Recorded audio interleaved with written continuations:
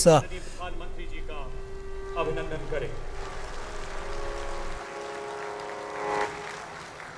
हृदय में राष्ट्रभक्ति की अलौकिक लौ, निष्काम कर्मयोग की दिव्य श्वास, आंखों में हर भारतवासी के उज्जवल भविष्य के सपने, विभिन्न देशों के सर्वोच्च राजकीय सम्मानों से अलंकृत माननीय प्रधानमंत्री श्री नरेंद्र मोदी जी का भारतीय राष्ट्रीय सहकारी संघ द्वारा आयोजित 17वें भारतीय सहकारी सम्मेलन में हम हृदय से स्वागत करते हैं। एक बार पुनः आइए जोरदार तालियों से स्वागत करें हमारे यशस्वी प्रधानमंत्री जी का। माननीय केंद्रीय गृह एवं सहकारिता मंत्री श्री अमित शाह जी, माननीय केंद्रीय सहकारिता राज्य मंत्री श्री VAL वर्मा एवं अन्य गणमान्य विभूतियों का भी हम हृदय से स्वागत करते हैं। देवियों सज्जनों, माननीय प्रधानमंत्री जी की सहकार से समृद्धि की परिकल्पना को साकार करने के लिए माननीय गृह एवं सहकारिता मंत्री जी के प्रेरणादायक मार्गदर्शन में नए सहकारिता मंत्रालय ने अपनी स्थापना के 2 वर्ष की अल्पकाल में ही कई ऐतिहासिक पहल की हैं, जिनके माध्यम से देश की 8.5 लाख सहकारी समितियों से जुड़े 30 करोड़ से अधिक देशवासी लाभान्वित हो रहे हैं। सहकारी क्षेत्र की शीर्षतम संस्था NCUI मंत्रालय के इस भागीरथ प्रयास में अहम भूमिका निभा रही है। देशवासियों, इसमें प्राकृतिक खेती को बढ़ावा देना एक बेहद महत्वपूर्ण आयाम है ताकि देश की उपजाऊ माटी का संरक्षण हो सके। और इसी भावना को प्रतिबिंबित करती है नृत्य नाटिका, जिसका शीर्षक है धरती कहे पुकार के। इस कलाकृति को आपके समक्ष प्रस्तुत कर रही हैं दिल्ली की 2 प्रतिभावान बालिकाएं। जोरदार तालियों से स्वागत करें हमारी इन वीरांगनाओं का।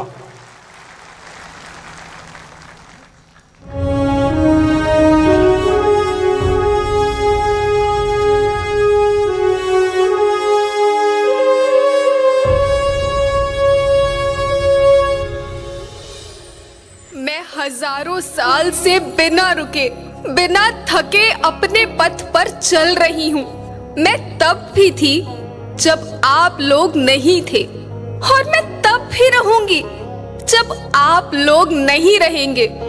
पर अब ऐसा लगता है कि मैं थक रही हूँ। आपकी धरती माँ थक रही है। खेतों में इस्तेमाल किए गए रसायनों एवं रासायनिक खाद से पानी और हवा में जहर घुल रहा है, और मैं थक रही हूँ। खेतों में इनके छिड़काव से मेरी मिट्टी वैसे ही जलती है जैसे आपके शरीर पर कोई तेजाब डाल दे। मेरे बच्चों को तो मेरे दुख का अंदाजा भी नहीं। मेरी मिट्टी बंजर हो रही है, मिट्टी के पोषक तत्व खत्म हो रहे हैं। रसायनों से मेरा शरीर मिर्च की तरह जल रहा है। मेरे फसलों की पैदावार कम हो रही है। मैं धीरे धीरे थक रही हूँ।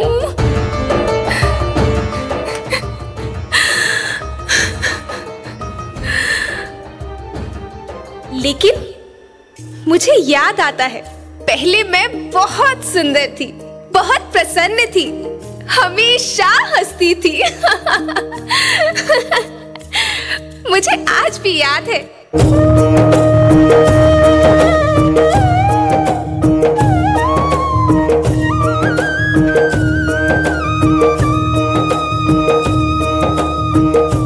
पुराने जमाने में आप लोग ही तो थे जो अपनी माँ के रखवाले थे। आप लोग प्राकृतिक खेती करते थे। आप जानते थे कि प्राकृतिक खेती परंपरा भी है, जरूरत भी है, और फिर हमारी सभ्यता में तो प्रार्थना भी धरती कल्याण की है। ओम द्यो शांति, अंतरिक्ष शांति, पृथ्वी शांति, औषधया शांति, वनस्पतया शांति। ओम शांति, ओम शांति, ओम शांति। सबका कल्याण हो।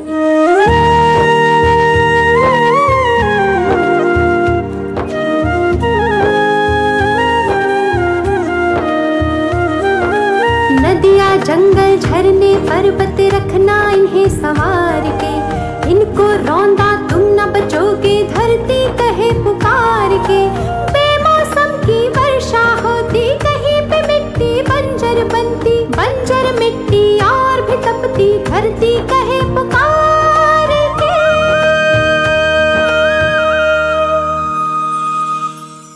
हजारों साल से मनुष्य धरती की गोद में रहता आया है।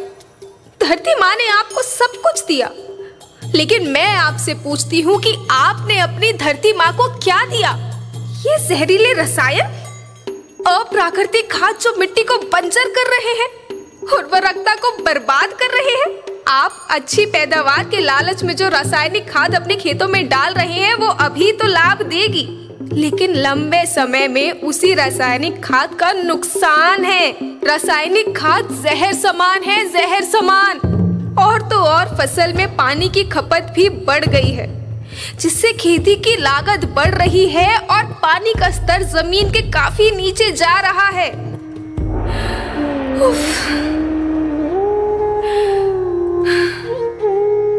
बच्चों, मैं तुम्हारी माँ हूँ।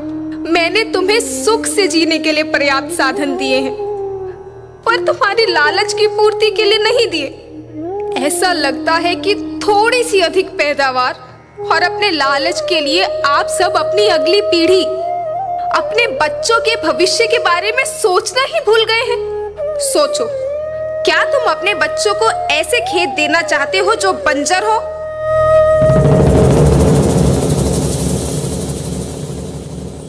मैं माटी हूँ।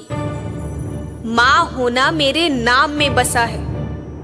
पोषण करने के लिए ही मैंने जन्म लिया है। करोड़ों साल तक धरती पर सांसों की डोर आगे बढ़ाई। पेट भरा जब सबका, तभी मैंने संतुष्टि पाई। वो माँ हूँ मैं सबकी, जिसने जन्म न देकर भी जीवन संभव बनाया। अन्नदाता मेरे पुत्र किसान, तुमने ही तो इसमें मेरा साथ निभाया। दिन रात सींच पसीने से मुझको हर मुंह तक रोटी पहुंचाई। जब तुमने माथे मुझे लगाया, मैं हरियाली बनकर मुस्काई। याद रखना, मिट्टी बंजर होने से और धरती के नुकसान से किसी एक देश, एक द्वीप, एक समाज या एक धर्म का नुकसान नहीं है, बल्कि सभी का है, क्योंकि सभी आपस में बंधे हैं। धरती की श्रृंखला टूटी, माला टूटी, सब बिखर जाएंगे, सब खत्म हो जाएंगे।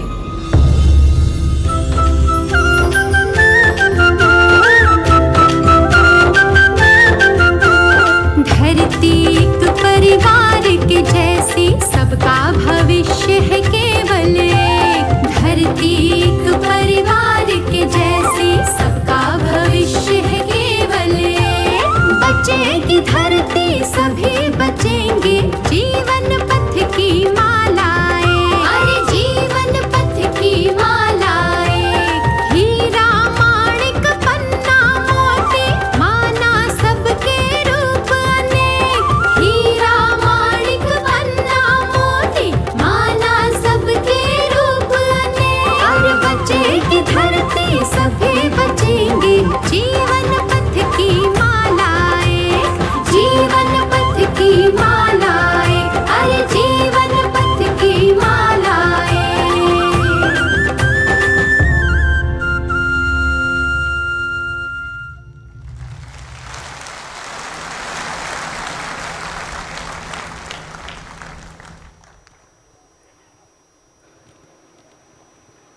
धरती एक परिवार के जैसी, सबका भविष्य है केवल एक। भारतीय सहकारी महासम्मेलन के शीर्ष मंच से वसुधैव कुटुंबकम के मंत्र को गुंजित करती, प्राकृतिक खेती का दिव्य संदेश देती है अद्भुत सांस्कृतिक प्रस्तुति। इन बालिकाओं के प्रोत्साहन के लिए आप सबका बहुत बहुत आभार। अब मैं माननीय प्रधानमंत्री जी से आग्रह करता हूं, कृपया मंच पर पधार कर अपना स्थान ग्रहण करें। मान्यवर, माननीय गृह एवं सहकारिता मंत्री तथा अन्य गणमान्य विभूतियों से भी हम मंच पर पधारने का अनुरोध करते हैं।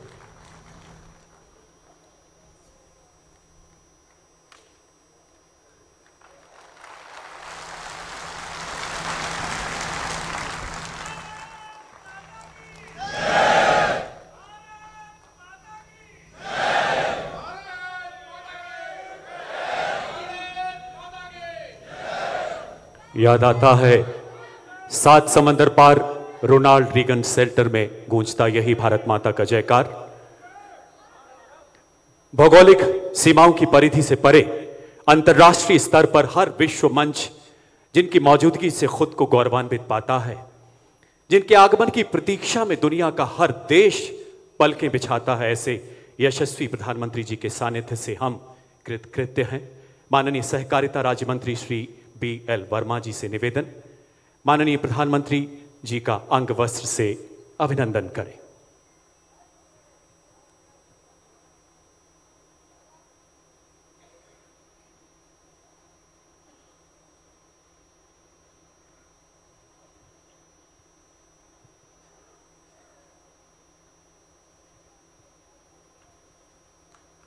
पुष्प एवं अंग वस्त्र से माननीय प्रधानमंत्री जी का अभिनंदन। हमारी शाश्वत परंपराएं,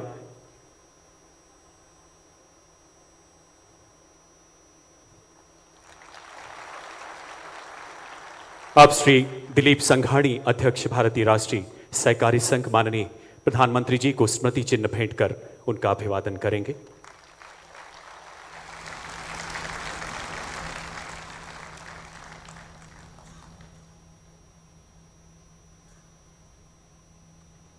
धन्यवाद मान्यवर।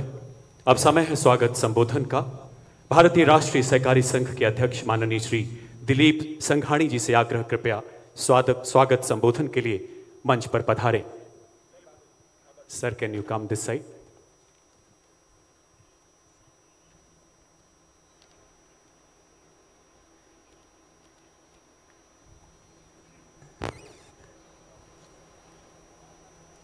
सत्तरवें भारतीय सहकारी सम्मेलन में हमारे बीच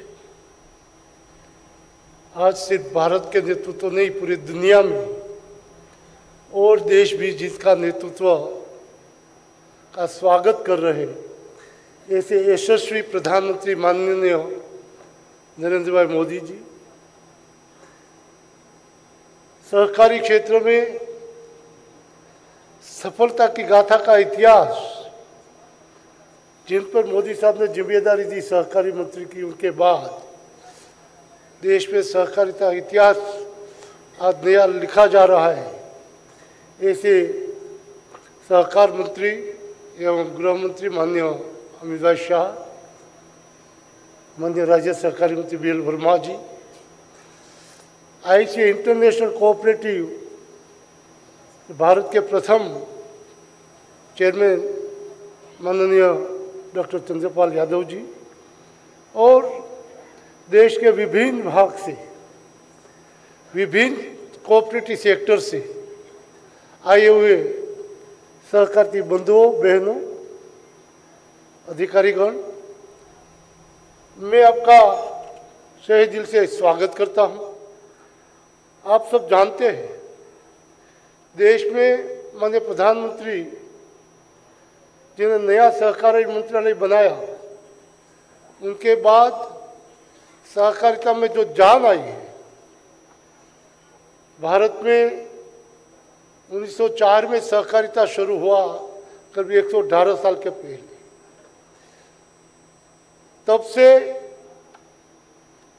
जो काम हो रहा था और उनके बाद जब नया सहकारी मंत्रालय बनाया गया, तो रियल में सहकारिता का जो देश को फायदा होना चाहिए वो आज हम अनुभूति कर रहे हैं। देश में 8.5 लाख कोऑपरेटिव सोसाइटी के माध्यम से करीब 30 करोड़ सदस्य इनके साथ जुड़े हुए हैं। उनकी आकांक्षा हर सेक्टर में, चाहे फर्टिलाइजर हो, मैं स्वागत करता हूँ, वो भी कैबिनेट में प्रधानमंत्री ने कृषिकारों के लिए जिस तरह से पैकेज दिया है और किसानों को जो सुरक्षित किया है, मजदूरों के लिए नागरिक बैंक की अलग ब्रांचेस देने की मंजूरी देने के बाद सहकारिता डिपार्टमेंट ने सहकारिता में और जान फूकी। वैसे हर क्षेत्र में, जैसे दुनिया में सहकारी क्षेत्र के साथ जुड़े हुए 10% को रोजगारी प्राप्त मिलती है,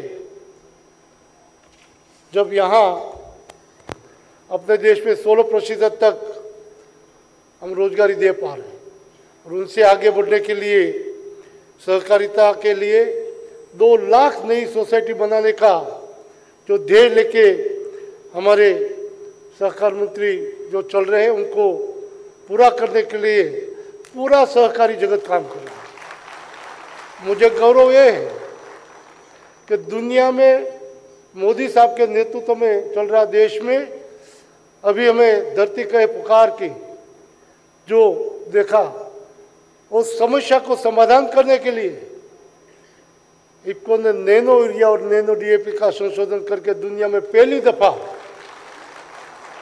देश में सरकार ने उनकी 20% निकाय करने के लिए छूट दी है, जिसको आज तक हम इंडिया में बाहर जाता था, आज देश को ये निर्यात करके हम देश के लिए कुछ कर पाएंगे। ऐसे दृष्टिवान मुख्यमंत्री नीचे तक काम कर रहे हैं, जो अपने राज्यों में वो बिक रहे हैं और प्रधानमंत्री इनके लिए मार्गदर्शन और मदद कर रहे हैं। एक भी राज्य ऐसा नहीं है कि इनके मुख्यमंत्री इस क्षेत्र में नैनो के लिए हमारा संपर्क नहीं कर रहे और प्रधानमंत्री उनके लिए जिस तरह से पूरी मदद कर रहे हैं, मैं मानता हूं कि सिर्फ भारत का ही नहीं, देश दुनिया का कृषि क्षेत्र में एक दिशा बदलने का काम जो कर रहा है और इनका नेतृत्व मोदी साहब कर रहे हैं। इसलिए मैं पुनः दिल से मान्यवर मोदी साहब, अमित भाई शाह, बीएल वर्मा जी का आप सबकी ओर से, पूरे सहकारी जगत की ओर से, एनसीआर की ओर से धन्यवाद करता हूं और उनका स्वागत करता हूं। धन्यवाद।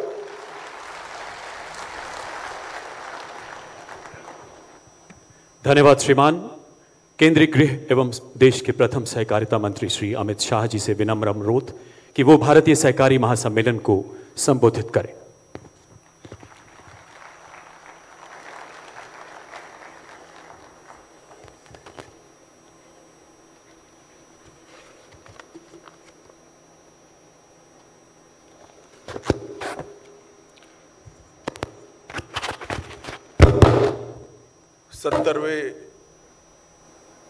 भारतीय सहकारी महासम्मेलन में हम सब के बीच में उपस्थित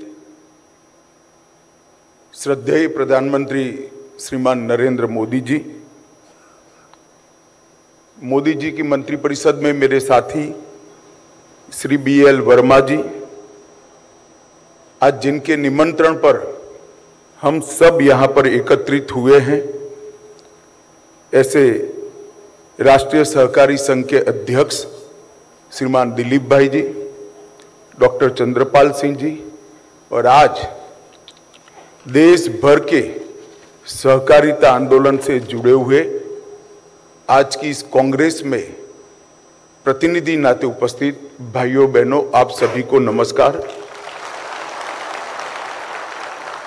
मित्रों, हम सब के लिए गौरव का विषय है कि बड़े लंबे अंतराल के बाद राष्ट्रीय सहकारी सम्मेलन में देश के प्रधानमंत्री शिरकत कर रहे हैं और हम सबका आज मार्गदर्शन भी करेंगे। मैं आज देश भर के सहकारिता आंदोलन से जुड़े हुए प्रमुख साथियों के सामने एक बात कहना चाहता हूं कि सहकारिता आंदोलन आजादी से पहले लगभग 115 साल पुराना है हमारे देश में और आजाद हुए तब से सहकारिता क्षेत्र के कार्यकर्ताओं की एक प्रमुख मांग थी कि सहकारिता मंत्रालय को अलग बना लिया जाए। सहकारिता का पूरा कामकाज कृषि मंत्रालय के अंतर्गत एक जॉइंट सेक्रेटरी देखते थे और इसके कारण सहकारिता क्षेत्र को बढ़ने में, समय अनुकूल परिवर्तन करने में, पारदर्शिता लाने में और देश और विदेश में हुए बदलाव को अपने आप में समाहित करने में ढेर सारी दिक्कत आती थी। प्रधानमंत्री जी जब दूसरी बार प्रधानमंत्री बने, मुझे कहते हुए बड़ा हर्ष हो रहा है कि उन्होंने 75 साल से लंबित हमारी मांग को पूरा कर एक स्वतंत्र सहकारिता मंत्रालय बनाया और मैं स्पष्ट रूप से देख रहा हूं कि एक स्वतंत्र मंत्रालय बनने से, प्रधानमंत्री जी के सीधा मार्गदर्शन मिलने से और एक स्वतंत्र मंत्री सचिव फुल फ्लेज मंत्रालय बनने से सहकारिता मंत्रालय में और सहकारिता के क्षेत्र में ढेर सारे परिवर्तन संभव हुए हैं और आगे पर भी होते रहेंगे। इसलिए मैं आप सबसे अनुरोध करना चाहता हूं कि पहली बार सहकारिता मंत्रालय बनने के बाद प्रधानमंत्री जी हमारी राष्ट्रीय परिषद में आए हैं। हम सब खड़े होकर प्रधानमंत्री जी के सम्मान में ढेर सारी तालियां बजाकर समग्र देश में संदेश दें।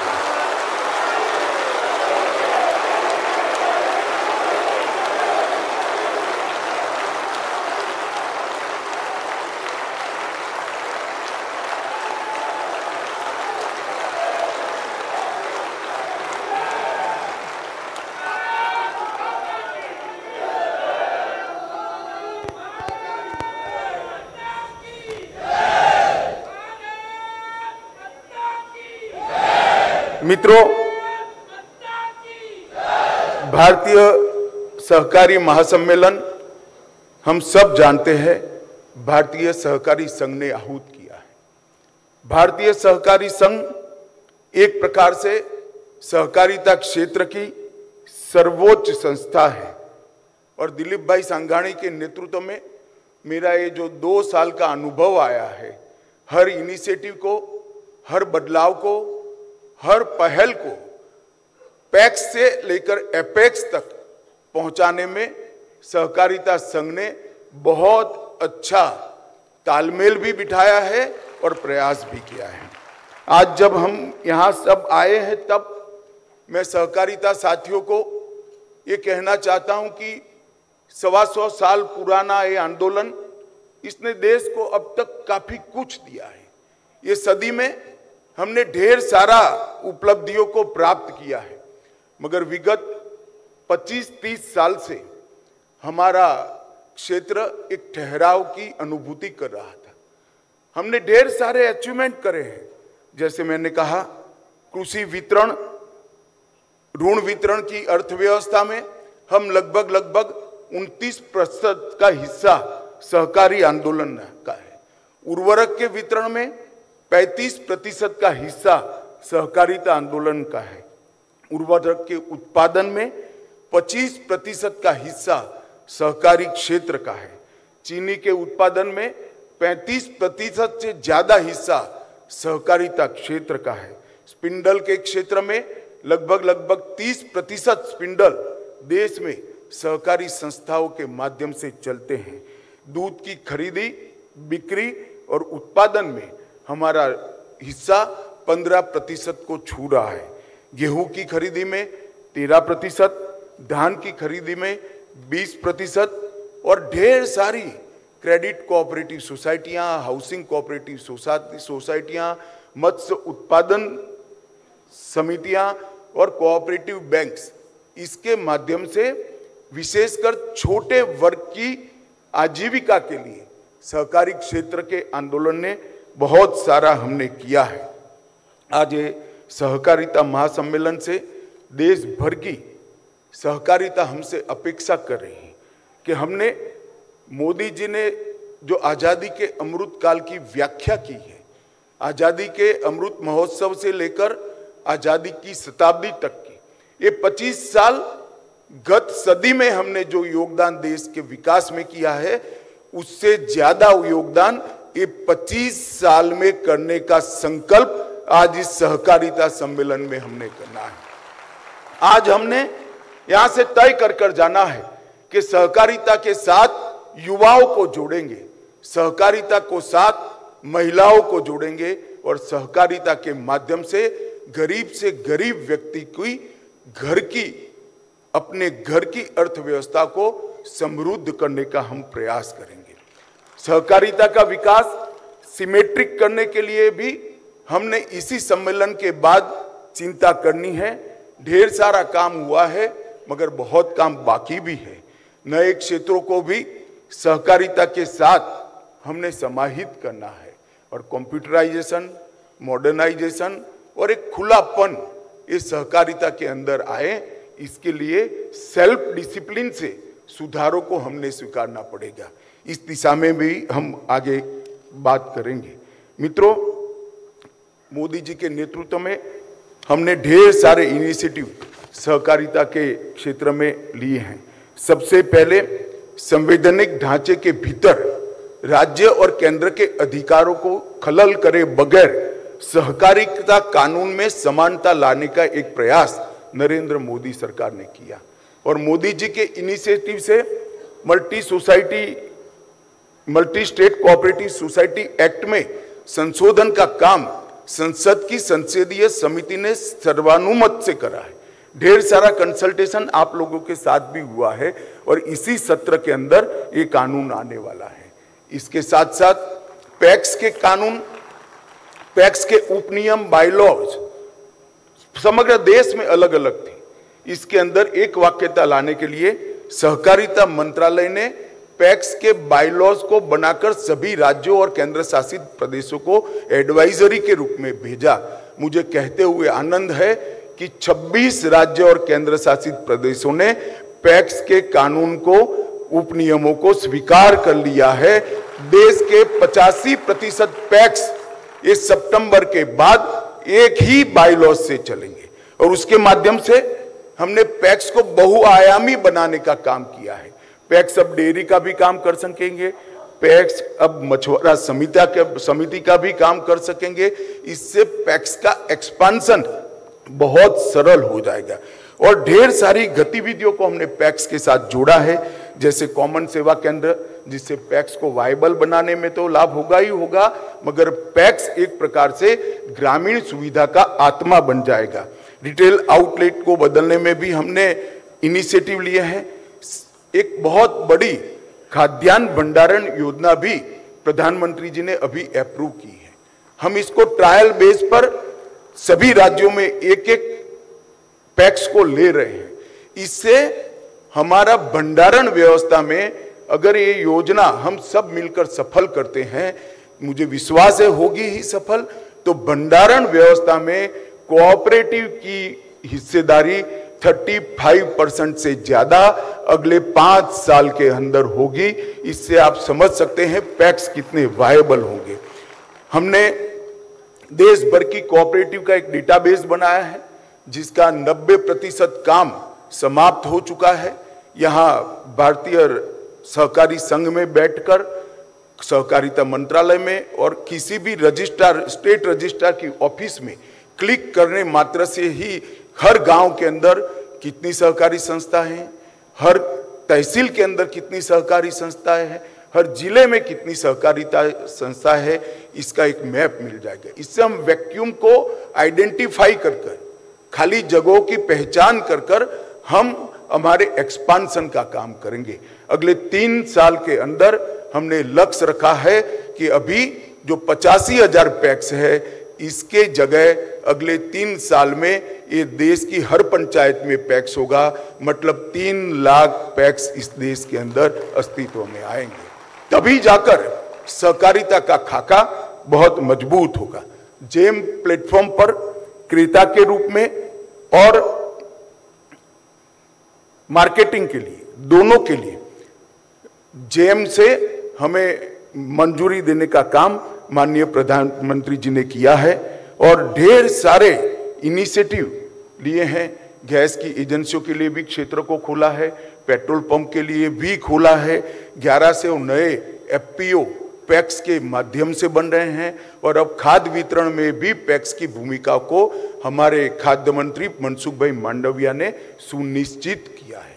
ढेर सारे इनिशिएटिव, सस्ती अनाज की दवाइयों की दुकानें जो प्रधानमंत्री जन आरोग्य केंद्र के माध्यम से होती है, वो भी अब पैक्स कर पाएंगे। ढेर सारे काम किए हैं।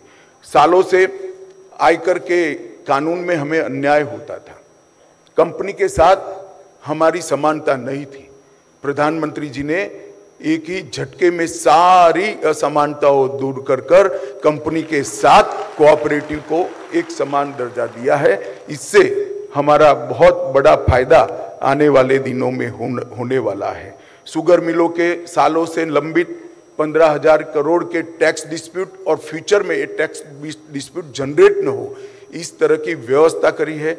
मैं आप सबको विनंती करना चाहता हूं कि बहुत जोर से ताली बजाकर इसका स्वागत करिए। 15,000 करोड़ रुपया, 15,000 करोड़ रुपया के टैक्स डिस्प्यूट को प्रधानमंत्री जी ने और वित्त मंत्री जी ने एक ही विधेयक से रिजॉल्व कर आगे पर इस तरह से डिस्प्यूट खड़े न हो, इसकी भी कानूनी व्यवस्था करी है। हम डेटाबेस के साथ साथ एक सहकारी नीति भी बनाना चाहते हैं जो अमृत काल के अंदर सहकारिता के एक्सपांशन का काम करेंगी। ट्रेनिंग, पारदर्शिता, ये दोनों पर भी बहुत थ्रस्ट देकर हम आगे बढ़ रहे हैं। हमने सहकारिता इनिशिएटिव बनाने के लिए भी अभी अंतर मंत्रालय डिस्कशन चालू किया है।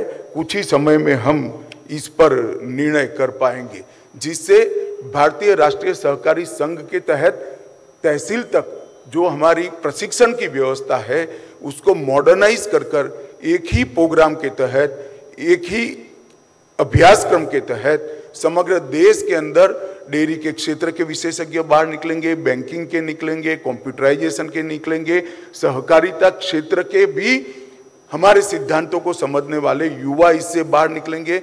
एक मल्टी डायमेंशनल एजुकेशन का प्रोग्राम इस यूनिवर्सिटी के माध्यम से हम हाथ धरेंगे। ये यूनिवर्सिटी का काम इसलिए सरल है कि आज देश में सहकारिता क्षेत्र में प्रशिक्षण की लगभग 630 संस्थाएं ऐसे ही काम कर रही, उसको एक एक्सटेंशन बनाकर यूनिवर्सिटी बहुत सुचारू रूप से काम करेगी और एक समान कोर्स होने के कारण देश भर के सहकारिता आंदोलनों को गति मिलेगी।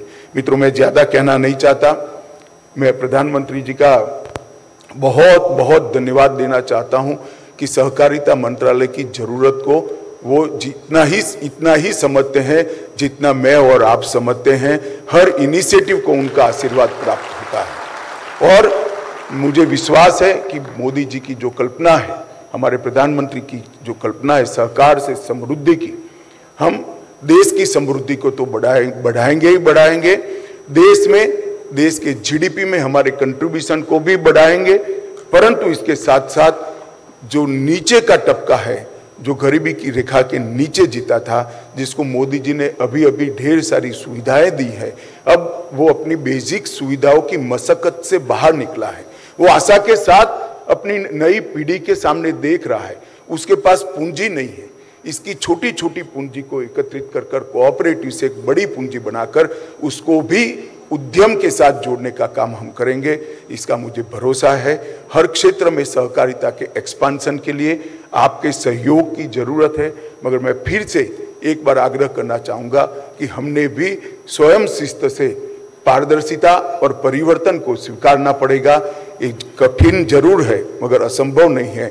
अगर हम ये कर लेते हैं तो समग्र देश के सहकारिता आंदोलन को हम बड़ा बल देंगे और प्रधानमंत्री जी का जो कार्यकाल है वो सहकारिता का इतिहास में सुवर्ण अक्षरों से लिखा जाएगा, इसका मुझे विश्वास है। आप सभी का बहुत बहुत धन्यवाद। वंदे मातरम।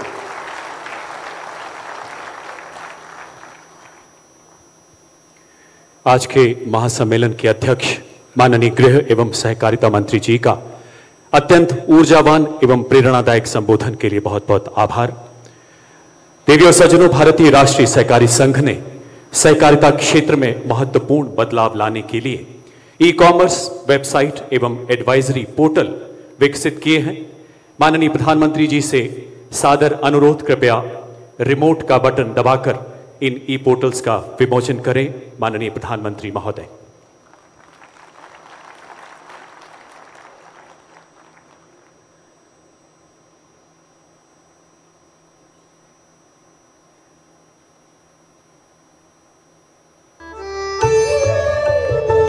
NCUI हाट पोर्टल केवल सहकारी समितियों के लिए विकसित किया जा रहा अपनी तरह का पहला ई कॉमर्स प्लेटफॉर्म है।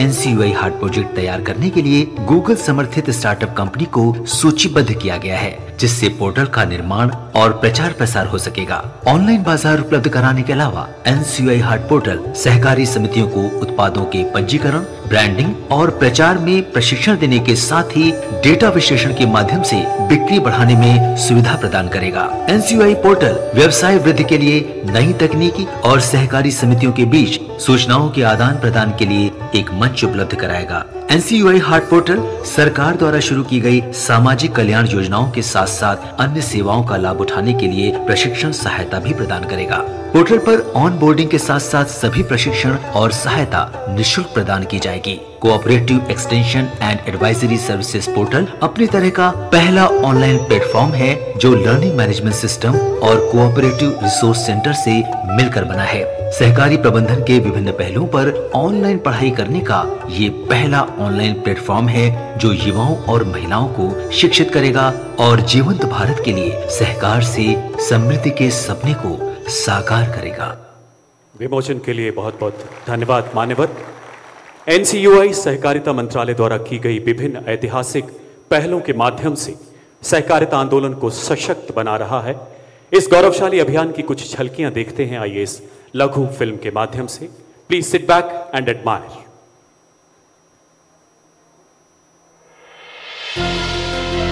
हमारे लिए बहुत अच्छा एक अवसर के रूप में NCUI के माध्यम से हमें मिला। हैंडमेड प्रोडक्ट्स के साथ साथ डिजिटल भी सिखाया जाता है। कोशिश कर रहे हैं जी थोड़ा थोड़ा आगे बढ़ने की। अभी थोड़ा सेटअप करा है हमने, जीवामृत बनाया है। 5000 लोग जुड़े हुए हैं। भारत का कोऑपरेटिव सेक्टर काफी पुराना है, वाइब्रेंट है। चाहे वो चीनी मिलें हो, खाद कारखाने हो, डेयरी हो, ऋण की व्यवस्था हो, अनाज की खरीद हो, कोऑपरेटिव सेक्टर की भागीदारी बहुत बड़ी है। हमारी सरकार ने इससे जुड़ा नया मंत्रालय भी बनाया है और उसका मूल कारण किसानों की ज्यादा से ज्यादा मदद करने का है। हमारी कोऑपरेटिव में एक वाइब्रेंट बिजनेस एंटिटी बनाने का बहुत स्कोप होता है। आपका लक्ष्य होना चाहिए कि कोऑपरेटिव को एक सफल बिजनेस एंटरप्राइज में कैसे बदलें। प्रधानमंत्री जी ने राह दिखाई और साल 2021 में सहकारिता मंत्रालय का गठन किया गया, जिससे सहकारिता आंदोलन को एक नई पहचान मिली। सहकारिता मंत्रालय ने सहकारी समितियों को पेशेवर और प्रतियोगी बनाने के लिए कुल 45 योजनाएं बनाई हैं और पैक्स को डेयरी, मत्स्य पालन, Jan Aushadhi, petrol pump, LPG जैसे क्षेत्रों में व्यवसाय शुरू करने के लिए सशक्त कर रही है। जब तक कोऑपरेटिव में बेसिक प्राइमरी सोसाइटी को मजबूत नहीं करते हैं, कोऑपरेटिव मजबूत नहीं होती। तो एक पैक्स आएगी जो कृषि में ऋण देने का काम करेगी। इसके बाद में ग्रामीण डेयरी आएगी जो उसके बाद में जिला डेयरी से जुड़ती है और फेडरेशन से जुड़ती है। उसके बाद में अर्बन कोऑपरेटिव बैंक्स आएंगे।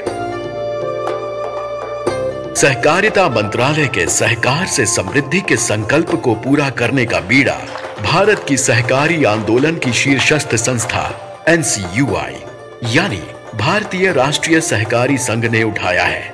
भारतीय राष्ट्रीय सहकारी संघ अपने 291 सदस्य संस्थाओं के माध्यम से देश के 8.5 लाख से ज्यादा सहकारी समितियों के शिक्षण और प्रशिक्षण के लिए काम करता है। पिछले 2 वर्षों में मंत्रालय द्वारा शुरू की गई नई गतिविधियों और उद्देश्यों को पूरा करने के लिए उद्यमिता विकास एवं सहकारिता केंद्र का गठन किया गया, जिसके तहत अगस्त 2021 में NCUI हाट की स्थापना की गई।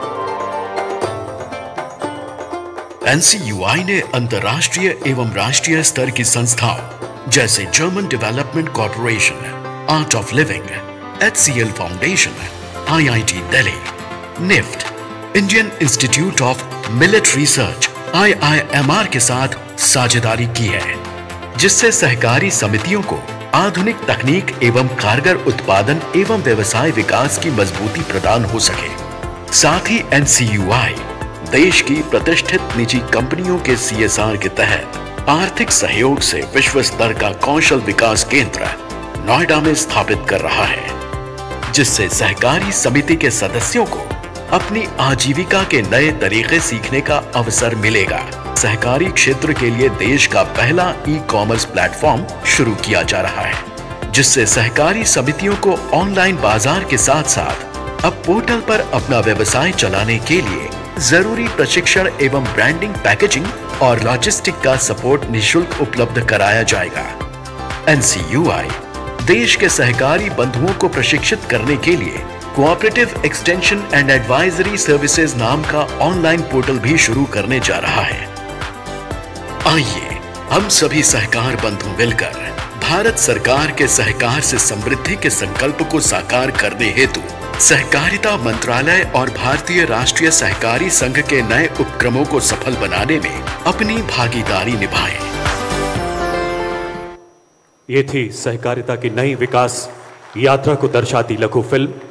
देवियों सज्जनों, इस नवनिर्मित भव्य प्लेनरी हॉल में मौजूद सहकारिता परिवार के हजारों लोगों के अलावा डिजिटल माध्यम द्वारा आज के इस अभूतपूर्व कार्यक्रम से जुड़े करोड़ों सहकारिता साथी माननीय प्रधानमंत्री जी के दिव्य उद्बोधन के लिए उत्सुक हैं, आह्लादित हैं, बेसब्री से प्रतीक्षारत हैं। आपसे करबद्ध आग्रह महोदय, अपने संबोधन से हमें अनुग्रहित करें, अपने आशीर्वचनों से हमारा मार्गदर्शन करें माननीय प्रधानमंत्री श्री नरेंद्र मोदी जी।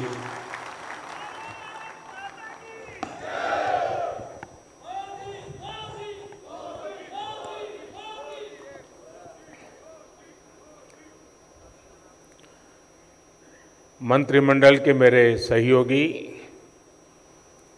श्रीमान Amit Shah, national cooperative union के प्रेसिडेंट श्रीमान दिलीप संघानी, डॉक्टर चंद्रपाल सिंह यादव, देश के कोने कोने से जुड़े कोऑपरेटिव यूनियन के सभी सदस्य, हमारे किसान भाई बहन, अन्य महानुभाव, देवी और सज्जनों, आप सभी को 17वें भारतीय सहकारी महासम्मेलन की बहुत बहुत बधाई।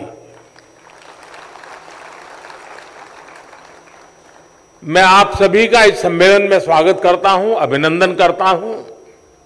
साथियों, आज हमारा देश विकसित और आत्मनिर्भर भारत के लक्ष्य पर काम कर रहा है और मैंने लाल किले से कहा है, हमारे हर लक्ष्य की प्राप्ति के लिए सबका प्रयास आवश्यक है और सहकार की स्पिरिट भी तो सबका प्रयास का ही संदेश देती है। आज अगर हम दूध उत्पादन में विश्व में नंबर 1 है तो इसमें डेयरी कोऑपरेटिव्स का बहुत बड़ा योगदान है। भारत अगर दुनिया के सबसे बड़े चीनी उत्पादक देशों में से एक है तो इसमें भी सहकारिता का बड़ा योगदान है। देश के बहुत बड़े हिस्से में कोऑपरेटिव्स छोटे किसानों का बहुत बड़ा संबल बनी है।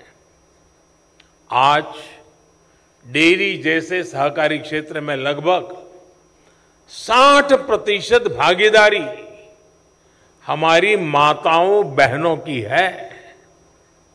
इसलिए जब विकसित भारत के लिए बड़े लक्ष्यों की बात आई तो हमने सहकारिता को एक बड़ी ताकत देने का फैसला किया। हमने पहली बार, जिसका भी अमित भाई ने विस्तार से वर्णन किया, पहली बार सहकारिता के लिए अलग मंत्रालय बनाया, अलग बजट का प्रावधान किया।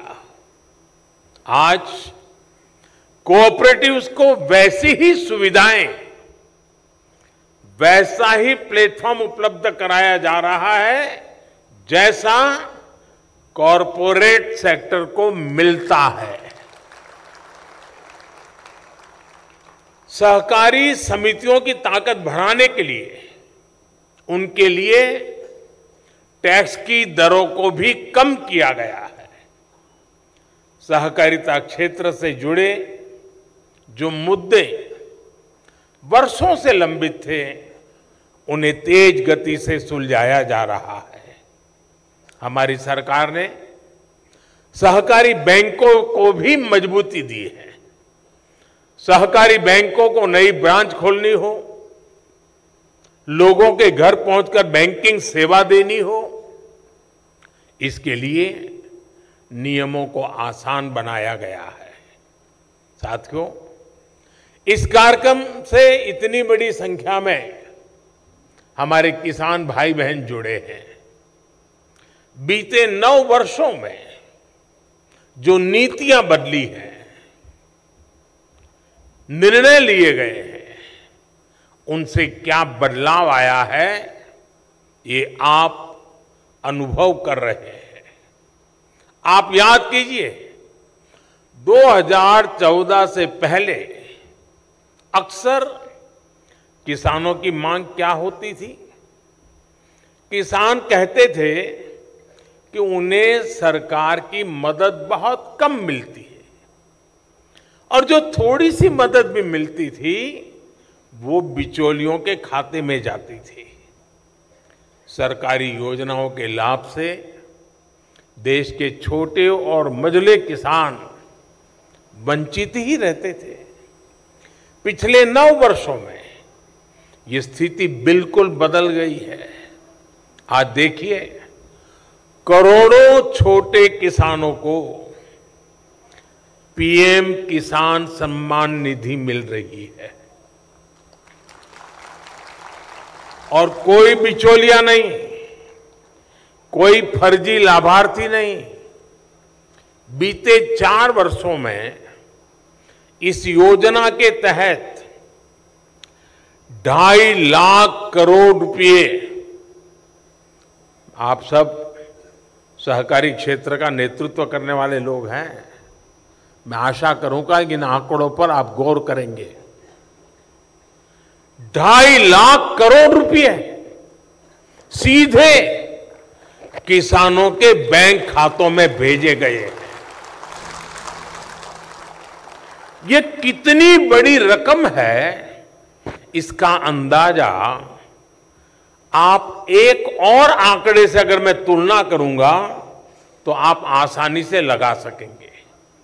2014 से पहले के 5 वर्षों के कुल कृषि बजट ही मिला दें, 5 साल का एग्रीकल्चर बजट, तो वो 90,000 करोड़ रुपए से कम था। 90,000 से कम, यानी तब पूरे देश के कृषि व्यवस्था पर जितना खर्च तब हुआ, उसका लगभग 3 गुना हम सिर्फ एक स्कीम यानी पीएम किसान सम्मान निधि पर खर्च कर चुके हैं। साथियों, दुनिया में निरंतर महंगी होती खादों, केमिकल्स का बोझ किसानों पर ना पड़े, इसकी भी गारंटी, और ये मोदी की गारंटी है, केंद्र की भाजपा सरकार ने आपको दी है। आज किसान को यूरिया बैग, एक बैग का करीब 270 रुपये से भी कम कीमत पर यूरिया की बैग मिल रही है। यही बैग बांग्लादेश में 720 रुपये में, पाकिस्तान में 800 रुपये में, चीन में 2100 रुपये में, और भाइयों बहनों, अमेरिका जैसे विकसित देश में इतना ही यूरिया 3,000 रुपये से अधिक में किसानों को मिल रहा है। मुझे नहीं लगता है कि आपके गले बात उतर रही है।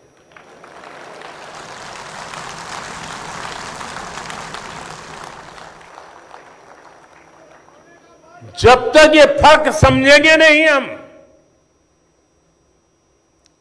आखिरकार गारंटी क्या होती है? किसान के जीवन को बदलने के लिए कितना महाभगीरथ प्रयास जरूरी है, इसमें दर्शन होते हैं। कुल मिलाकर अगर देखें तो बीते 9 वर्षों में सिर्फ फर्टिलाइजर सब्सिडी पर, सिर्फ सब्सिडी फर्टिलाइजर की मैं बात कर रहा हूं, भाजपा सरकार ने 10 लाख करोड़ से अधिक रुपए खर्च किए हैं। इससे बड़ी गारंटी क्या होती है भाई? साथियों, किसानों को उनकी फसल की उचित कीमत मिले, इसे लेकर हमारी सरकार शुरू से बहुत गंभीर रही है। पिछले 9 साल में एमएसपी को बढ़ाकर एमएसपी पर खरीदकर 15 लाख करोड़ रुपए से ज्यादा किसानों को दिए गए हैं। यानी हिसाब लगाएं तो हर वर्ष केंद्र सरकार आज 6.5 लाख करोड़ रुपए से अधिक खेती और किसानों पर खर्च कर रही है, जिसका मतलब है कि प्रति वर्ष हर किसान तक सरकार औसतन 50,000 रुपये किसी न किसी रूप में उसे पहुंचा रही है।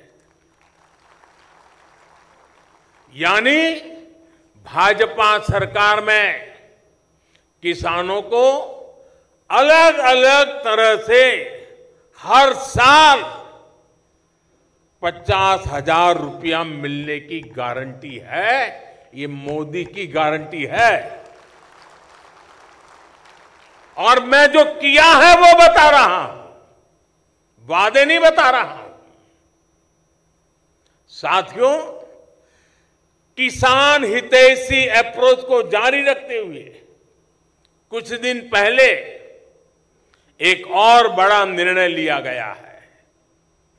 केंद्र सरकार ने किसानों के लिए 3,70,000 करोड़ रुपए का एक पैकेज घोषित किया है। यही नहीं, गन्ना किसानों के लिए भी उचित और लाभकारी मूल्य अब रिकॉर्ड 315 रुपये प्रति क्विंटल कर दिया गया है। इससे 5 करोड़ से अधिक गन्ना किसानों को और चीनी मिलों में काम करने वाले लाखों श्रमिकों को सीधा लाभ होगा।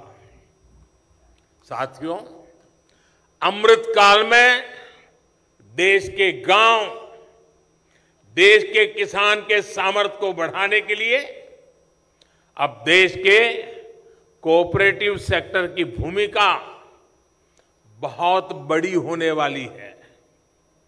सरकार और सहकार मिलकर विकसित भारत, आत्मनिर्भर भारत के संकल्प को डबल मजबूती देंगे। आप देखिए, सरकार ने डिजिटल इंडिया से पारदर्शिता को बढ़ाया, सीधा लाभ हर लाभार्थी तक पहुंचाया। आज देश का गरीब से गरीब व्यक्ति भी मानता है कि ऊपरी स्तर से भ्रष्टाचार और भाई भतीजावाद अब खत्म हो गया। अब जब सहकारिता को इतना बढ़ावा दिया जा रहा है तो ये आवश्यक है कि सामान्य जन, हमारा किसान, हमारा पशुपालक भी रोजमर्रा की जिंदगी में इन बातों को अनुभव करे और वो भी यही बात कहे। ये आवश्यक है कि सहकारी सेक्टर पारदर्शिता का, करप्शन रहित गवर्नेंस का मॉडल बने, देश के सामान्य नागरिक का कोऑपरेटिव पर भरोसा और अधिक मजबूत हो। इसके लिए आवश्यक है कि जितना संभव हो डिजिटल व्यवस्था को सहकारिता में बढ़ावा मिले। कैश लेन देन पर निर्भरता को हमें खत्म करना है।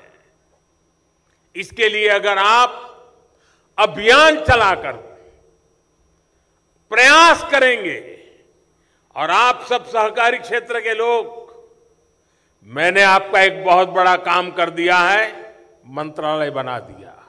अब आप मेरा एक बड़ा काम कर दीजिए, डिजिटल की तरफ जाना, कैशलेस, पूरा ट्रांसपेरेंसी। अगर हम सब मिलकर के प्रयास करेंगे तो जरूर तेजी से सफलता मिलेगी। आज भारत की पहचान दुनिया में अपनी डिजिटल लेन देन के लिए होती है। ऐसे में सहकारी समितियां, सहकारी बैंकों को भी इसमें अब अग्रणी रहना होगा। इससे ट्रांसपेरेंसी के साथ साथ मार्केट में आपकी एफिशिएंसी भी बढ़ेगी और बेहतर प्रतिस्पर्धा भी संभव हो सकेगी। साथियों, प्राथमिक स्तर की सबसे अहम सहकारी समिति यानी पैक्स अब पारदर्शिता और आधुनिकता का मॉडल बनेगी। मुझे बताया गया है कि अभी तक 60,000 से ज्यादा पैक्स का कंप्यूटराइजेशन हो चुका है और इसके लिए मैं आपको बधाई देता हूं। लेकिन बहुत आवश्यक है कि सहकारी समितियां भी अपना काम और बेहतर करें, टेक्नोलॉजी के प्रयोग पर बल दें। जब हर स्तर की सहकारी समितियां कोर बैंकिंग जैसी व्यवस्था अपनाएंगी, जब सदस्य ऑनलाइन ट्रांजैक्शन को 100% स्वीकार करेंगे, तो इसका देश को बहुत बड़ा लाभ होगा। साथियों, आज आप ये भी देख रहे हैं कि भारत का निर्यात, एक्सपोर्ट लगातार नए रिकॉर्ड बना रहा है। मेक इन इंडिया की चर्चा भी आज पूरी दुनिया में हो रही है। ऐसे में आज सरकार का प्रयास है कि सहकारिता भी इस क्षेत्र में अपना योगदान बढ़ाए। इसी उद्देश्य के साथ आज हम मैन्युफैक्चरिंग से जुड़ी सहकारी समितियों को विशेष रूप से प्रोत्साहित कर रहे हैं। उनके लिए टैक्स को भी अब बहुत कम किया गया है। सहकारिता सेक्टर निर्यात बढ़ाने में भी बड़ी भूमिका निभा रहा है। डेयरी सेक्टर में हमारे कोऑपरेटिव बहुत शानदार काम कर रहे हैं। मिल्क पाउडर, बटर और घी आज बड़ी मात्रा में एक्सपोर्ट हो रहा है। अब तो शायद हनी में भी प्रवेश कर रहे हैं। हमारे गांव देहात में सामर्थ्य की कमी नहीं है, बल्कि संकल्पबद्ध होकर हमें आगे बढ़ना है। आज आप देखिए, भारत के मोटे अनाज, मिलेट्स, मोटे अनाज जिसके पहचान दुनिया में बन गई है, श्री अन्न, ये श्री अन्न लेकर के उसकी भी चर्चा बहुत बढ़ रही है। इसके लिए विश्व में एक नया बाजार तैयार हो रहा है। और मैं तो अभी अमेरिका गया था, तो राष्ट्रपति जी ने जो भोज रखा था उसमें भी ये मोटे अनाज को श्री अन्न की वैरायटी रखी थी। भारत सरकार की पहल के कारण पूरी दुनिया में इस वर्ष को इंटरनेशनल मिलेट्स ईयर के रूप में मनाया जा रहा है। क्या आप जैसे सहकारिता के साथी देश के श्री अन्न को विश्व बाजार तक पहुंचाने के लिए प्रयास नहीं कर सकते। और इससे छोटे किसानों को आय का एक बड़ा साधन मिल जाएगा। इससे पोषक खान पान की एक नई परंपरा शुरू होगी। आप जरूर इस दिशा में प्रयास कीजिए और सरकार के प्रयासों को आगे बढ़ाइए। साथियों, बीते वर्षों में हमने दिखाया है कि जब इच्छा शक्ति हो तो बड़ी से बड़ी चुनौती को भी चुनौती दी जा सकती है। जैसे मैं आपसे गन्ना कोऑपरेटिव्स की बात करूंगा।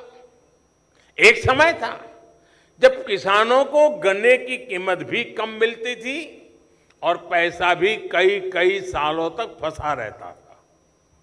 गन्ने का उत्पादन ज्यादा हो जाए तो भी किसान दिक्कत में, और गन्ने का उत्पादन कम हो तो भी किसान की परेशानी बढ़ती थी। ऐसे में गन्ना किसानों का कोऑपरेटिव्स पर भरोसा ही समाप्त हो रहा था। हमने इस समस्या के स्थायी समाधान पर फोकस किया। हमने गन्ना किसानों के पुराने भुगतान को चुकाने के लिए चीनी मिलों को 20,000 करोड़ रुपए का पैकेज दिया। हमने गन्ने से इथेनॉल बनाने और पेट्रोल में इथेनॉल की ब्लेंडिंग पर जोर दिया। आप कल्पना कर सकते हैं, बीते 9 साल में 70,000 करोड़ रुपए का इथेनॉल चीनी मिलों से खरीदा गया है। 70,000। इससे चीनी मिलों को, गन्ना किसानों को समय पर भुगतान करने में मदद मिली है। पहले गन्ने के ज्यादा दाम देने वाले पर जो टैक्स लगा करता था, उसे भी हमारी सरकार ने खत्म कर दिया है। टैक्स से जुड़ी जो दशकों पुरानी समस्याएं थी, उसे भी हमने सुलझाया है। इस बजट में भी 10,000 करोड़ रुपए की विशेष मदद सहकारी चीनी मिलों को पुराना क्लेम सेटल करने के लिए दी गई है। ये सारे प्रयास शुगर कैन सेक्टर में स्थायी बदलाव ला रहे हैं। इस सेक्टर की कोऑपरेटिव्स को मजबूत कर रहे हैं। साथियों, एक तरफ हमें निर्यात को बढ़ाना है, तो वहीं दूसरी तरफ आयात पर अपनी निर्भरता को निरंतर कम करना है। हम अक्सर कहते हैं कि भारत अनाज में आत्मनिर्भर है, लेकिन सच्चाई क्या है? केवल गेहूं, धान और चीनी में आत्मनिर्भरता काफी नहीं है।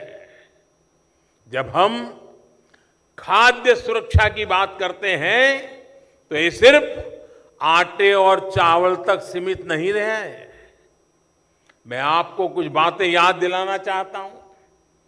खाने के तेल का आयात हो, दाल का आयात हो, मछली के चारे का आयात हो, फूड सेक्टर में प्रोसेस और अन्य उत्पादों का आयात हो, इस पर हम हर वर्ष, आप चौंक जाएंगे, मेरे किसान भाई बहनों को जगाइए, हर वर्ष 2 से 2.5 लाख करोड़ रुपया हम खर्च करते हैं, जो पैसा विदेश जाता है। यानी ये पैसा विदेश भेजना पड़ता है। ये भारत जैसे अन्न प्रधान देश के लिए क्या सही बात है क्या? इतने बड़े होनहार सहकारी क्षेत्र का नेतृत्व मेरे सामने बैठा है, तो मैं स्वाभाविक रूप से आपसे अपेक्षा करता हूं कि हमें क्रांति की दिशा में जाना पड़ेगा। क्या ये पैसा भारत के किसानों के जेब में जाना चाहिए कि नहीं जाना चाहिए? क्यों विदेश जाना चाहिए? साथियों, हम ये समझ सकते हैं कि हमारे पास तेल के बड़े कुएं नहीं हैं। हमें पेट्रोल, डीजल बाहर से मंगाना पड़ता है, वो हमारी मजबूरी है। लेकिन खाने के तेल में उसमें तो आत्मनिर्भरता संभव है। आपको जानकारी होगी कि केंद्र सरकार ने इसके लिए मिशन मोड में काम किया है। जैसे एक मिशन पाम ऑयल शुरू किया है, पामोलिन की खेती, पामोलिन का तेल उसे उपलब्ध हो, उसी प्रकार से तिलहन के फसलों को बढ़ावा देने के लिए बड़ी मात्रा में इनिशिएटिव लिए जा रहे हैं। देश की कोऑपरेटिव संस्थाएं इस मिशन की बागडोर थाम लेगी तो देखिएगा कितनी जल्दी हम खाद्य तेल के मामले में आत्मनिर्भर हो जाएंगे। आप किसानों को जागरूक करने से लेकर प्लांटेशन टेक्नोलॉजी और खरीदी से जुड़ी हर प्रकार की जानकारी, हर प्रकार की सुविधाएं दे सकते हैं। साथियों, केंद्र सरकार ने एक बहुत बड़ी योजना फिशरीज सेक्टर के लिए शुरू की है। पीएम मत्स्य संपदा योजना से आज मछली के उत्पादन में बहुत प्रगति हो रही है। देश भर में जहां भी नदियां हैं, छोटे तालाब है, इस योजना से ग्रामीणों को, किसानों को आय का अतिरिक्त साधन मिल रहा है। इसमें लोकल स्तर पर फीड उत्पादन के लिए भी सहायता दी जा रही है। आज 25,000 से ज्यादा सहकारी समितियां फिशरीज सेक्टर में काम कर रही हैं। इससे फिश प्रोसेसिंग, फिश ड्राइंग और fish curing, fish storage, fish Canning, fish transport, ऐसे अनेक काम उनको आज ऑर्गेनाइज वे में बल मिल रहा है। मछुआरों का जीवन बेहतर बनाने में और रोजगार निर्माण में मदद मिली है। पिछले 9 वर्षों में इनलैंड फिशरीज में भी 2 गुनी वृद्धि हुई है। और जैसे हमने सहकारिता मंत्रालय अलग बनाया, उससे एक नई ताकत खड़ी हुई है, वैसे ही लंबे समय से एक मांग थी देश को फिशरीज के लिए अलग मंत्रालय बनाना चाहिए, वो भी हमने बना दिया। उसकी भी अलग बजट की व्यवस्था की और उस क्षेत्र के परिणाम नजर आने लगे हैं। इस अभियान को सहकारिता सेक्टर और विस्तार कैसे दे सकता है, इसके लिए आप सभी साथी आगे आए, यही मेरी आपसे अपेक्षा है। सहकारिता सेक्टर को अपनी पारंपरिक अप्रोच से कुछ अलग करना होगा। सरकार अपनी तरफ से हर प्रयास कर रही है। अब मछली पालन जैसे अनेक नए सेक्टर्स में भी पैक्स की भूमिका बढ़ रही है। हम देश भर में 2 लाख नई मल्टीपर्पज सोसाइटी बनाने के लक्ष्य पर काम कर रहे हैं। और जैसा अमित भाई ने कहा, अब सब पंचायतों में जाएंगे तो यह आंकड़ा और आगे बढ़ेगा। इससे उन गांवों, उन पंचायतों में भी सहकारिता का सामर्थ्य पहुंचेगा जहां अभी ये व्यवस्था नहीं है। साथियों, बीते वर्षों में हमने किसान उत्पादक संघों यानी एफपीओस, उसके निर्माण पर भी विशेष बल दिया है। अभी देश भर में 10,000 नए एफपीओस के निर्माण पर काम चल रहा है और इसमें से करीब 5,000 बन भी चुके हैं। ये एफपीओ छोटे किसानों को बड़ी ताकत देने वाले हैं। ये छोटे किसानों को मार्केट में बड़ी फोर्स बनाने के माध्यम है। बीज से लेकर बाजार तक हर व्यवस्था को छोटा किसान कैसे अपने पक्ष में खड़ा कर सकता है, कैसे बाजार की ताकत को चुनौती दे सकता है, ये उसका अभियान है। सरकार ने पैक्स के द्वारा भी एफपीओ बनाने का निर्णय लिया है। इसलिए सहकारी समितियों के लिए इस क्षेत्र में अपार संभावनाएं हैं। साथियों, कोऑपरेटिव सेक्टर किसान की आय बढ़ाने वाले दूसरे माध्यमों को लेकर सरकार के प्रयासों को भी ताकत दे सकते हैं।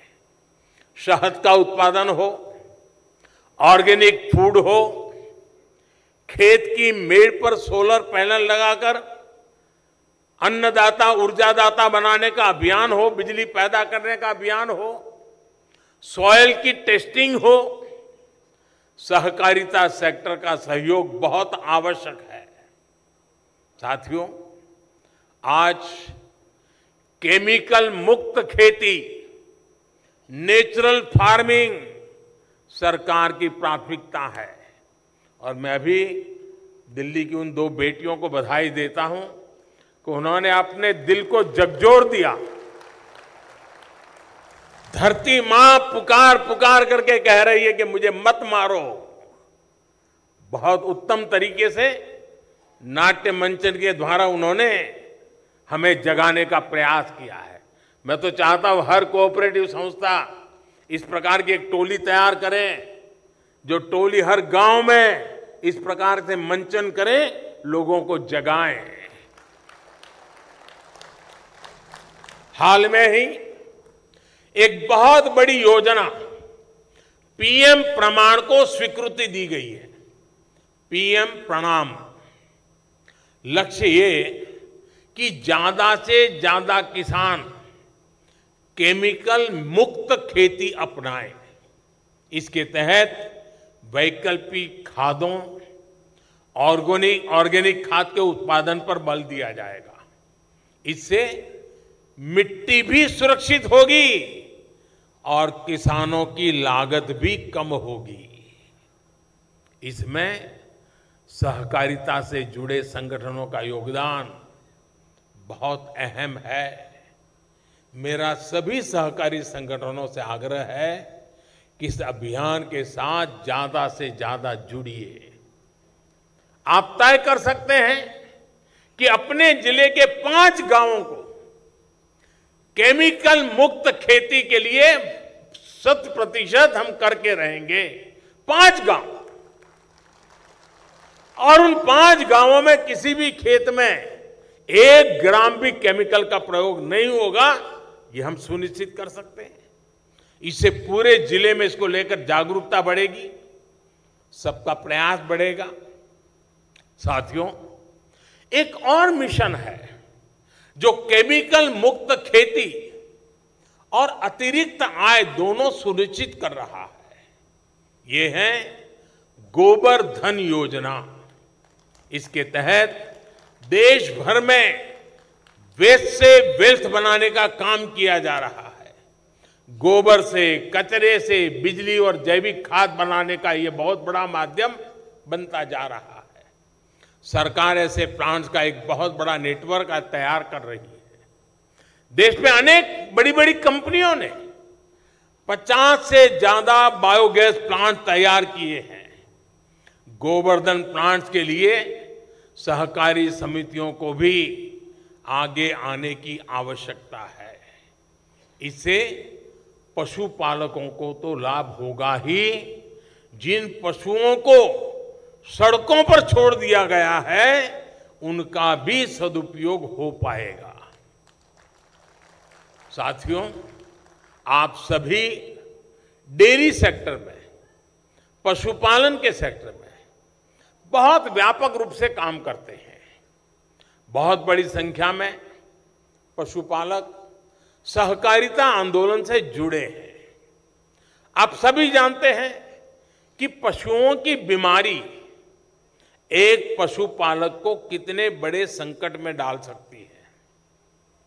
लंबे समय तक फूट एंड माउथ डिसीज, मुंह पका और खुर पका, हमारे पशुओं के लिए बहुत बड़े पीड़ा का कारण रही है। इस बीमारी के कारण हर साल हजारों करोड़ रुपए का नुकसान पशुपालकों को होता है। इसलिए पहली बार केंद्र सरकार ने, भारत सरकार ने इसके लिए पूरे देश में एक मुफ्त टीकाकरण अभियान चलाया है। हमें कोविड का मुफ्त वैक्सीन तो याद है, ये पशुओं के लिए भी उतना ही बड़ा मुफ्त वैक्सीन का अभियान चल रहा है। इसके तहत 24 करोड़ जानवरों का टीकाकरण किया जा चुका है, लेकिन अभी हमें एफएमडी को जड़ से खत्म करना बाकी है। टीकाकरण अभियान हो या फिर जानवरों की ट्रेसिंग हो, इसके लिए सहकारी समितियों को आगे आना चाहिए। हमें ये याद रखना होगा कि डेयरी सेक्टर में सिर्फ पशुपालक ही स्टेक होल्डर नहीं है। मेरी इस भावना का आदर करना साथियों, सिर्फ पशुपालक ही स्टेक होल्डर नहीं है, बल्कि हमारे पशु भी उतने ही स्टेक होल्डर है। इसलिए इसे अपना दायित्व समझकर हमें योगदान देना चाहिए। साथियों, सरकार के जितने भी मिशन हैं, उनको सफल बनाने में सहकारिता के सामर्थ्य में मुझे कोई संदेह नहीं है। और मैं जिस राज्य से आता हूं, वहां की मैंने सहकारिता की ताकत को देखा है। सहकारिता ने आजादी के आंदोलन में भी बहुत महत्वपूर्ण भूमिका निभाई है। इसलिए एक और बड़े काम से जुड़ने का आग्रह से मैं खुद को रोक नहीं पा रहा। मैंने आह्वान किया है कि आजादी के 75 वर्ष के अवसर पर हर जिले में 75 अमृत सरोवर बनाएं। एक वर्ष से भी कम समय में करीब करीब 60,000 अमृत सरोवर देश भर में बनाए जा चुके हैं। बीते 9 वर्षों में सिंचाई हो या पीने का पानी हो, उसको घर घर खेत खेत पहुंचाने के लिए जो काम सरकार ने किए हैं, ये उसका विस्तार है। ये पानी के स्रोत बढ़ाने का रास्ता है, ताकि किसानों को, हमारे पशुओं को पानी की कमी ना आए। इसलिए सहकारी सेक्टर से जुड़े साथियों को भी इस पावन अभियान से जरूर जुड़ना चाहिए। आपकी किसी भी क्षेत्र की सहकारिता में एक्टिविटी हो, लेकिन आपकी क्षमता के अनुसार आप तय कर सकते हैं कि हमारी मंडली है, 1 तालाब बनाएगी, 2 बनाएगी, 5 बनाएगी, 10 बनाएगी। लेकिन हम पानी की दिशा में काम करें, गांव-गांव में अमृत सरोवर बनेंगे तो भावी पीढ़ियां हमें बहुत आभार के साथ याद करेगी। आज जो हमें पानी उपलब्ध हो रहा है ना, वो हमारे पूर्वजों के प्रयासों का परिणाम है। हमें हमारी भावी संतानों के लिए, उनके लिए भी हमें कुछ छोड़ के जाना है। पानी से जुड़ा ही एक और अभियान पर ड्रॉप मोर क्रॉप का है। स्मार्ट सिंचाई को हमारा किसान कैसे अपनाए, इसके लिए जागरूकता बहुत आवश्यक है। ज्यादा पानी ज्यादा फसल की गारंटी नहीं है। माइक्रो इरिगेशन का कैसे गांव-गांव तक विस्तार हो, इसके लिए सहकारी समितियों को अपनी भूमिका का भी विस्तार करना होगा। केंद्र सरकार इसके लिए बहुत मदद दे रही है, बहुत प्रोत्साहन दे रही है। साथियों, एक प्रमुख विषय है भंडारण का भी। अमित भाई ने उसका काफी वर्णन किया है। अनाज के भंडारण की सुविधा की कमी से लंबे समय तक हमारी खाद्य सुरक्षा का और हमारे किसानों का बहुत नुकसान हुआ है। आज भारत में हम जितना अनाज पैदा करते हैं, उसका 50% से भी कम हम स्टोर कर सकते हैं। अब केंद्र सरकार दुनिया की सबसे बड़ी भंडारण योजना लेकर आई है। बीते अनेक दशकों में देश में लंबे अरसे तक जो भी काम उसका परिणाम क्या हुआ? करीब करीब 1400 लाख टन से अधिक की भंडारण क्षमता हमारे पास है। आने वाले 5 वर्ष में इसका 50% यानी लगभग 700 लाख टन की नई भंडारण क्षमता बनाने का हमारा संकल्प है। ये निश्चित रूप से बहुत बड़ा काम है जो देश के किसानों का सामर्थ्य बढ़ाएगा, गांवों में नए रोजगार बनाएगा, गांवों में खेती से जुड़े इंफ्रास्ट्रक्चर के लिए पहली बार 1 लाख करोड़ रुपए का स्पेशल फंड भी हमारी सरकार ने बनाया है। मुझे बताया गया है कि इसके तहत बीते 3 वर्षों में 40,000 करोड़ रुपए का निवेश हो चुका है। इसमें बहुत बड़ा हिस्सा सहकारी समितियों का है, पैक्स का है। फार्म गेट इंफ्रास्ट्रक्चर के निर्माण में, कोल्ड स्टोरेज जैसी व्यवस्थाओं के निर्माण में सहकारी सेक्टर को और अधिक प्रयास करने की आवश्यकता है। साथियों, मुझे विश्वास है नए भारत में सहकारिता देश की आर्थिक धारा का सशक्त माध्यम बनेगी। हमें ऐसे गांवों के निर्माण की तरफ भी बढ़ना है जो सहकारिता के मॉडल पर चलकर आत्मनिर्भर बनेंगे। इस ट्रांसफॉर्मेशन को और बेहतर कैसे किया जा सकता है, इस पर आपकी चर्चा बहुत अहम सिद्ध होगी।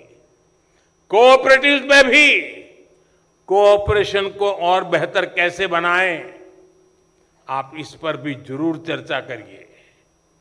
कोऑपरेटिव्स को राजनीति के बजाय समाज नीति और राष्ट्र नीति का वाहक बनना चाहिए। मुझे विश्वास है आपके सुझाव देश में सहकार आंदोलन को और मजबूती देंगे, विकसित भारत के लक्ष्य की प्राप्ति में मदद करेंगे। एक बार फिर आप सबके बीच आने का अवसर मिला, आनंद हुआ। मेरी तरफ से भी आपको बहुत बहुत शुभकामनाएं देता हूं। धन्यवाद।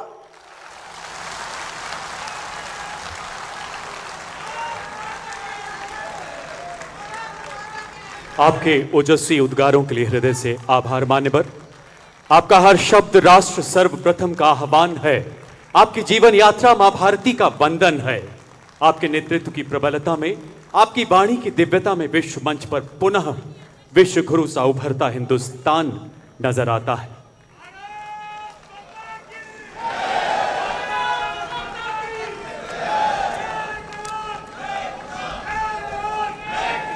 भारतीय सहकारी महासम्मेलन की शोभा बढ़ाने के लिए बहुत बहुत आभार मान्यवर। तो ये बहुत ही महत्वपूर्ण आप